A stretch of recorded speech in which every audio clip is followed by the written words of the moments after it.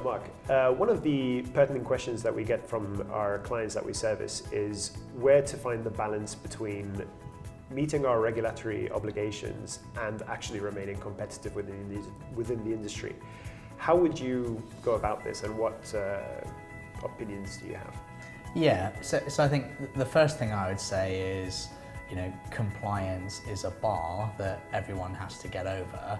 It's not I don't think that it's a kind of a lever for competition. You can't outcompete someone on compliance. It's a regulatory function which everybody has to do based on what the law and the facts and circumstances in the territory in which you're operating are.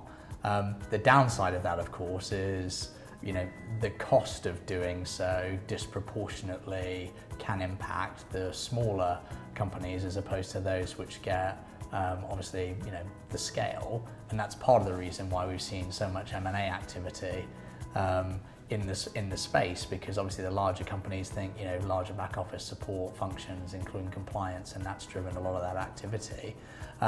However, there are things which people can now do.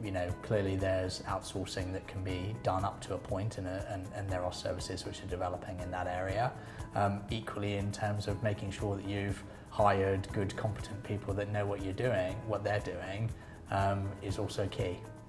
I think that's very good advice.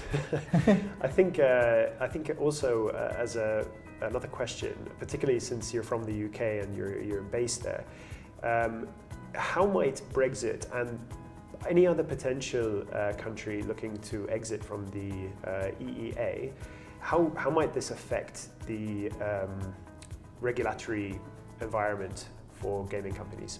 Yeah, so those of us that have worked in and around the industry for many years will be aware that we all hoped that at some point there would be some form of commonality of regulation across the EU. As we know, the whole way this has developed is on a state by state, country by country legislative process, and the EU legal institutions have upheld that way of looking at things. Therefore, I often say to people, there are no real dyssynergies in terms of Brexit, in the sense that we're all operating to different standards and different regulations already, and different taxation, which is what drives a lot of that.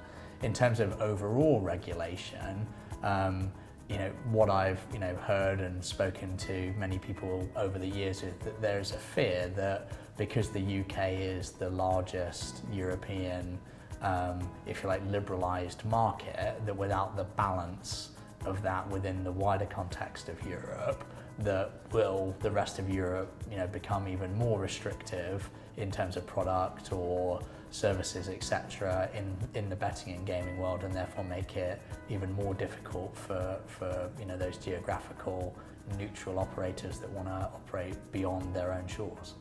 Fantastic. Thanks very much. Welcome.